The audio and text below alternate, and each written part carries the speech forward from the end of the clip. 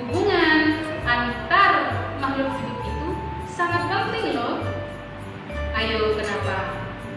Karena setiap makhluk hidup saling membutuhkan antara satu dengan yang lain.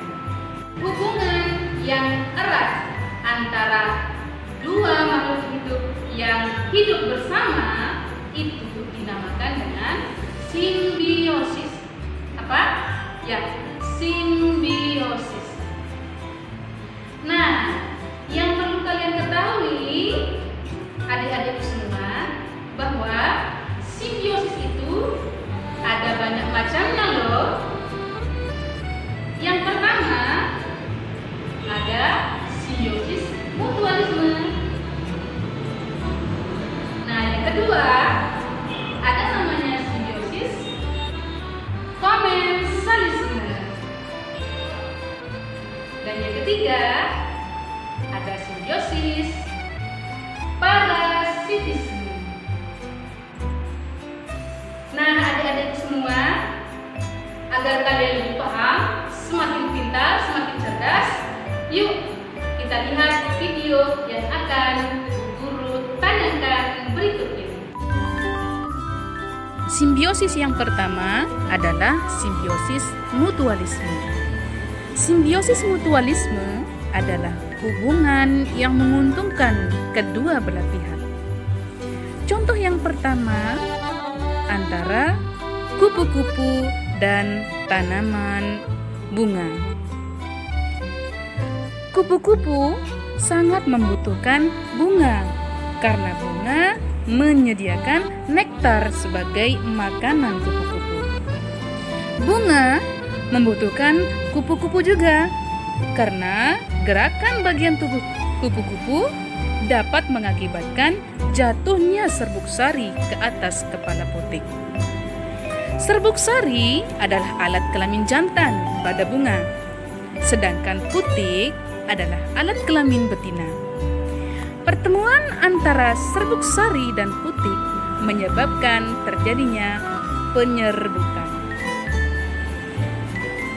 Dengan penyerbukan, tumbuhan akan berbunga dan dapat berkembang biak.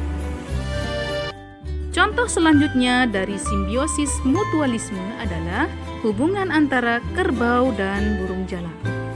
Hubungan ini dapat menguntungkan kedua belah pihak karena burung beruntung dapat memakan kutu dan lalat yang ada di tubuh kerbau.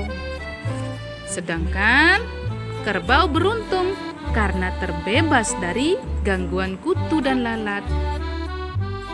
Contoh selanjutnya dari simbiosis mutualisme adalah hubungan antara ikan hiu dan ikan remora.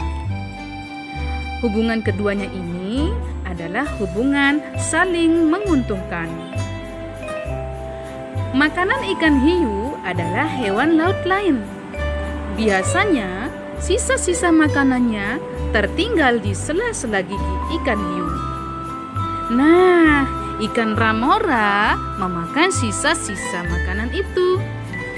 Ikan remora juga memakan parasit yang menempel di kulit ikan hiu. Jadi teman-teman, ikan hiu beruntung karena tubuhnya menjadi bersih.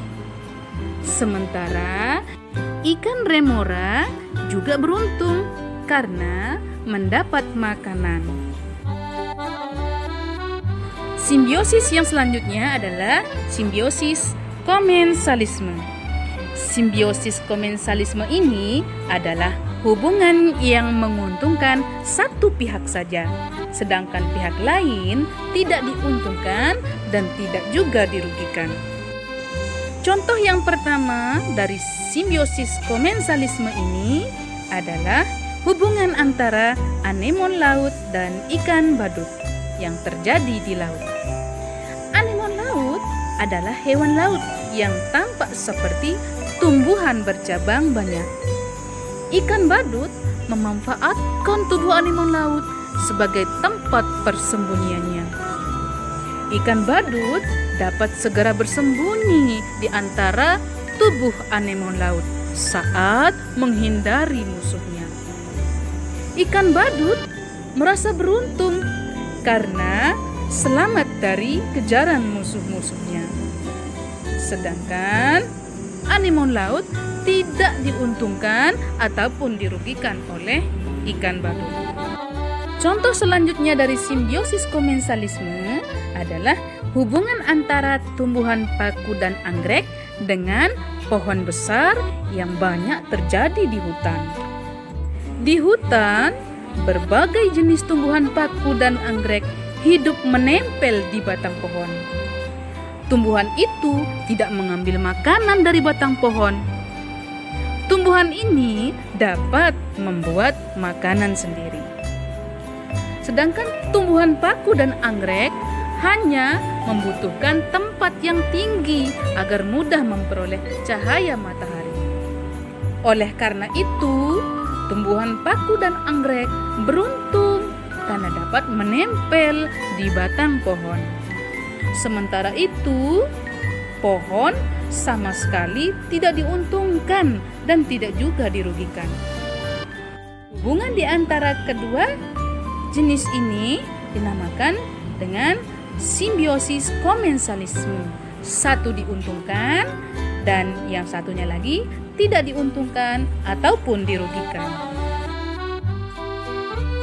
Simbiosis yang ketiga adalah simbiosis parasitisme. Nah, adik-adikku semua, simbiosis parasitisme adalah hubungan yang menguntungkan satu pihak saja, sedangkan pihak yang lain dirugikan. Contoh dari simbiosis parasitisme adalah hubungan kutu dan hewan. Hampir semua hewan yang berambut dapat dihinggapi oleh kutu, misalnya kucing, anjing, dan kerbau. Hewan berbulu juga mudah dihinggapi oleh kutu, misalnya ayam dan berbagai jenis burung. Kutu-kutu itu menghisap darah dari tubuh hewan. Kutu merasa beruntung karena memperoleh makanan, sedangkan hewan yang dihinggapinya sangat dirugikan. Hewan merasa gatal di kulitnya dan pertumbuhannya pun menjadi tidak sehat. Contoh selanjutnya dari simbiosis parasitisme adalah hubungan bunga Rafflesia dan tumbuhan inangnya. Bunga Rafflesia menghisap makanan yang dibuat tumbuhan inangnya. Akibatnya, bunga Rafflesia tumbuh menjadi subur. Sedangkan nih teman-teman semua, tumbuhan inangnya lama-kelamaan akan mati juga. Wah, berarti hubungan ini hanya menguntungkan bunga Rafflesia saja ya. Sedangkan tumbuhan inangnya sangat dirugikan sekali. Teman-teman semua, itulah berbagai macam jenis simbiosis beserta dengan contoh-contohnya. Terima kasih karena kalian sudah setia menonton video ini. Semoga dengan menonton video ini, ilmu kita menjadi semakin bertambah ya. Sekian dari saya. Wassalamualaikum warahmatullahi wabarakatuh.